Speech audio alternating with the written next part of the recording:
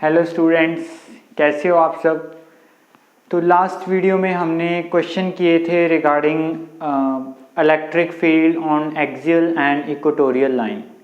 तो आज की वीडियो में हम देखेंगे torque experience by dipole placed in uniform electric field. कोई यहाँ पे मैंने बना दिया, this is uniform electric field, इसकी स्ट्रेंथ है E। इसमें हमने डाइपोल रख दिया, इसमें हमने डाइपोल रख दिया इस तरह। This is negative Q charge, this is positive Q charge. तो नेगेटिव क्यू पे जो फोर्स लगेगी that is opposite, negative Q पे जो फोर्स लगती है ऑपोजिट टू इलेक्ट्रिक फील्ड, और पॉजिटिव क्यू पे जो फोर्स लगती है वो in the direction of electric field होती है। हमने पढ़ा था F is equal to Q E. Positive charge पे जो फोर्स आएगी दैट इज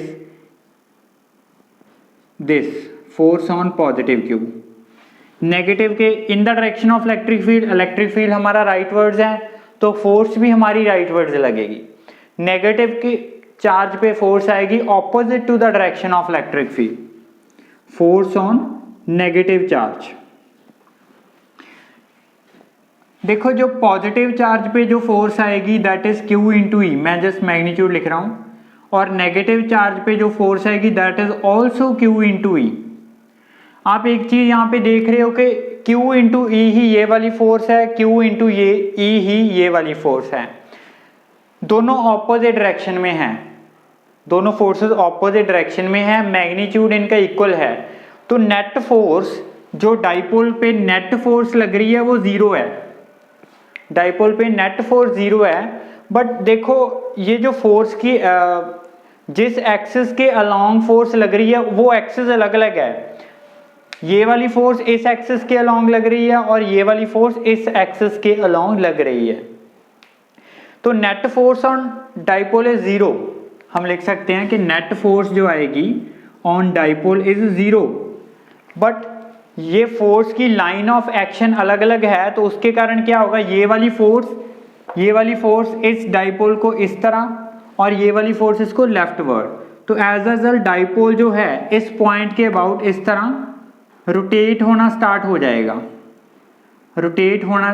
हो जाएगा, और इसका टॉर्क होएगा कुछ, वही टॉर्क हम इस वीडियो में कैलकुलेट करेंगे।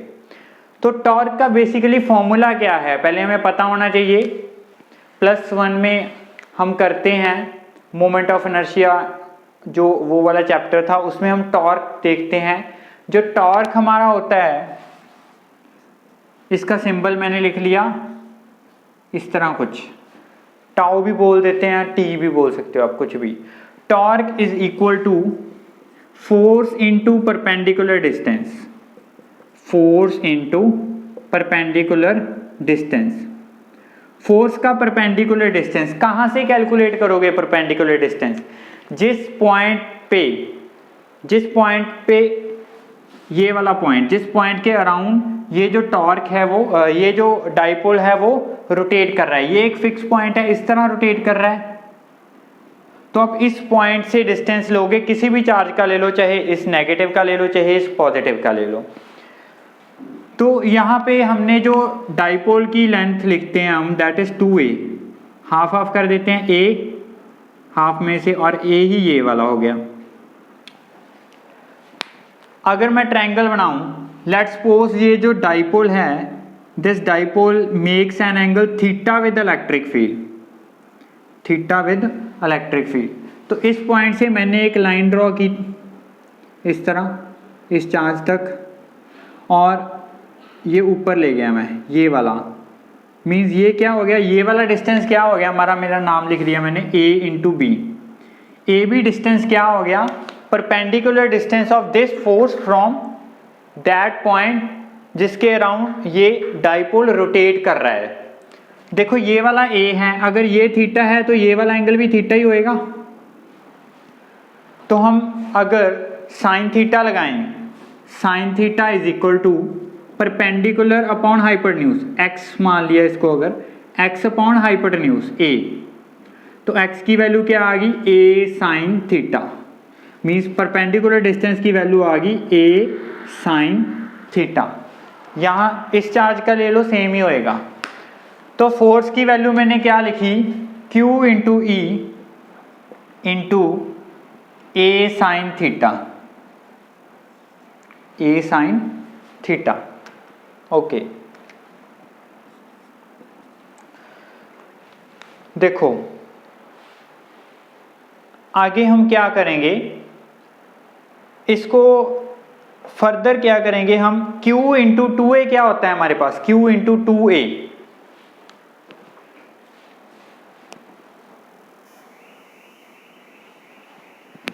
हम डाइपोल की फॉर्म में इसको लेके आएंगे।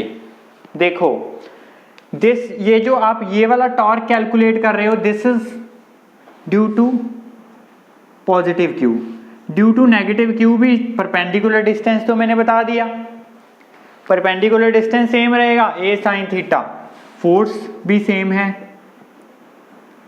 तो नेट टॉर्क जो हमारा आएगा, टॉर्क नेट जो आएगा, ऐड कर दो 2QE साइन थीटा, कंबाइन करें कुछ, 2A को कंबाइन करके लिख लिया Q into 2A into E sine theta.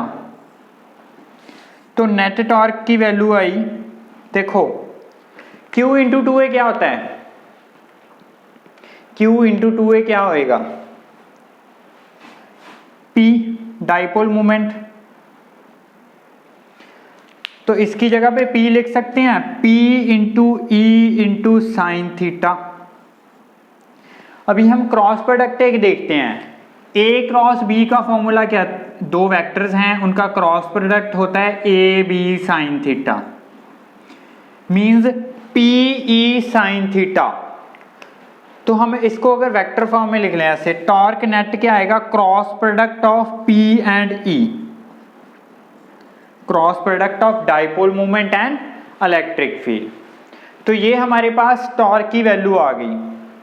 हमने पहले इनको ऐड कर दिया, कई जैसे पहले मेरे दिमाग में आया था Q इंटू ई, Q इंटू 2A हमारा P होता है, पर यहाँ पे 2 नहीं है तो बाई 2 की फॉर्म में आ जाएगा, फिर इसमें भी उनको ऐड कर दो, सेम ही रिजल्ट आपका बन जाएगा। ओके, तो ये आपने नोट कर लिया होगा। अभी मैं इसको रब कर रहा हूँ।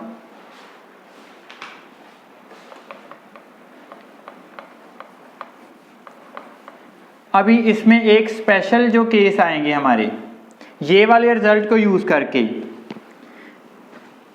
टॉर्क जो नेट हमारा आया, जो नेट टॉर्क हमारा आया that is PE sine theta या P क्रॉस E।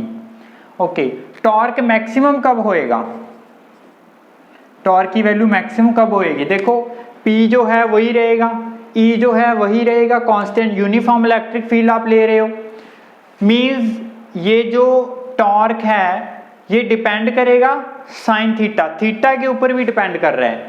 जिस केस में थीटा आप 90 लोगे, साइन की वैल्यू जो है 90 डिग्री पे मैक्सिमम होती है 1, तो 90 डिग्री पे टॉर्क मैक्सिमम होएगा अगर डाइपोल ऐसे हो, फोर्स का इफेक्ट मैक्सिमम होएगा। कितनी होएगी वैल्यू, साइन 90 तो 1 ही बन जाएगा, P इंटू ई। दो एंगल और हैं जिन पे स्टेबल और अनस्टेबल इक्विलिब्रियम बनेगा, और टॉर्क भी वहां पे जीरो होएगा, और नेट फोर्स तो जीरो है ही है, नेट फोर्स तो इस केस में भी जीरो है, बट इनकी लाइन ऑफ एक्शन बस अलग अलग है। अगर मैं थीटा 0 डिग्री ले लूं और थीटा मैं 180 डिग्री ले लूं, साइन की वैल्यू 0 डिग्री पे भी जीरो होती है और 180 डिग्री पे भी जीरो होती है।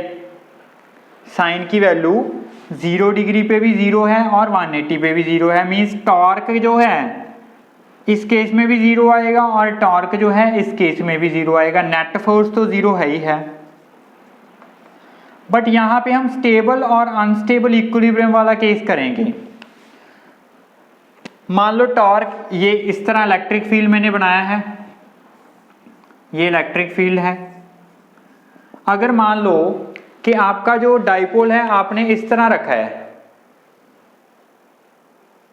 जीरो का मतलब क्या है, ये थीटा है, theta is A angle between P and E, dipole moment and electric field. जो डाइपोल मूवमेंट की डायरेक्शन है आपको पता है ये नेगेटिव टू पॉजिटिव होता है। Dipole movement is negative to positive. अगर मैं डाइपोल को इस तरह रख लूं, ये नेगेटिव है ये पॉजिटिव है, ई की डायरेक्शन भी राइटवर्ड्स है और डाइपोल मूवमेंट भी नेगेटिव टू पॉजिटिव राइटवर्ड बनेगा, तो इनके बीच एंगल कितना होएगा, 0 होएगा। चलो वो वैल्यू तो हमने यहाँ पे पुट कर ही ली, but stable and unstable equilibrium कैसे आएगा? देखो P भी इस डायरेक्शन में है, E भी इस डायरेक्शन में है। जब आप डाइपोल मोमेंट को जब आप डाइपोल को इस तरह ऊपर लेके जाओगे, इस तरह बनाओगे, थोड़ा सा मैं इसको डाइपोल को यहां पे लेके गया, इस तरह मैंने इसको स्लाइटली थोड़ा सा डिस्प्लेस कर दिया, पॉजिटिव की फोर्स क्या आएगी? पॉजिटिव की फोर्स तो यही रहेगी, नेगेटिव की फोर्स ये रहेगी। यहाँ पे डाइपोल और इलेक्ट्रिक फील्ड के बीच एंगल 0 है। इस तरह मैं डाइपोल को थोड़ा सा मैं ऊपर लेके गया, ये फोर्स बन गई, और ये दोबारा ये फोर्स इसको इसकी ओरिजिनल जो पहले पोजीशन थी उस पर वापस ले आएगी। आप जब डाइपोल को डिस्प्लेस करोगे तो वो वापस अपनी पोजीशन पे आ जाएगा। इसको हम बोलते हैं stable equilibrium. Stable equilibrium, okay. Unstable equilibrium क्या है? जब 180 डिग्री बना लें, 180 डिग्री। जैसे स्टेबल इक्विलिब्रियम को मैं यहाँ पे समझाऊं तो ये वाली एग्जांपल हम कंसिडर कर सकते हैं स्टेबल और अनस्टेबल को समझने के लिए। जैसे ये एक सर्कुलर है चीज, हमने यहाँ पे क्या किया, एक स्फेरिकल बॉल रख दी, ये सर्कुलर शेल है। जब आप बॉल को डिस्प्लेस करोगे, बॉल को ऊपर लेके गए या नीचे लेके गए, इस तरह ये वापस अपनी इस पोजीशन पे आ जाएगी, तो ये स्टेबल इक्विलिब्रियम है। अनस्टेबल में मीन बॉल को यहाँ पे रख दिया, अगर इसको थोड़ा सा भी डिस्प्लेस करा दिया तो ये वापस अपनी पोजीशन पे नहीं आएगी, ये अनस्टेबल हो गया। यहाँ पे तो जो डाइपोल है वो वापस अपनी पोजीशन पे आ रहा है जब हम इसको डिस्प्लेस कर रहे हैं। जब 180 डिग्री हो जाएगा तो हमारा अनस्टेबल इक्विलिब्रियम बनेगा, अनस्टेबल इक्विलिब्रियम बनेगा। जैसे मैंने एंगल 180 रख दिया, ये E है, ये E है electric field. Dipole movement 1 means negative to positive होता है, तो नेगेटिव हम इस डायरेक्शन में रख देते हैं, मीन्स E तो है rightward, dipole movement negative to positive, dipole movement ये हो गया। जब हमने इस डाइपोल को थोड़ा सा ऊपर ऐसे इस तरह डिस्प्लेस किया, ये नेगेटिव हो गया, ये पॉजिटिव हो गया, तो उसके कारण नेगेटिव पे फोर्स लगेगी ऑपोजिट टू इलेक्ट्रिक फील्ड, ये नेगेटिव की फोर्स होगी, ये पॉजिटिव। इस डायरेक्शन में तो फोर्स ही इस तरह बनी थी, वापस अपनी पोजीशन में लेके आ रही थी, बट यहाँ पे ये फोर्स इसको ऐसे घुमा देगी, ये फोर्स इसको ऐसे घुमा देगी। तो ये इस जो फर्स्ट केस में जैसे आया था, अभी ये इस केस में ये वापस अपनी नहीं आएगा पोजीशन पे, तो इसको हम बोल देते हैं अनस्टेबल इक्विलिब्रियम। ओके, इस वीडियो में हमने इतना ही करना था। Thank you.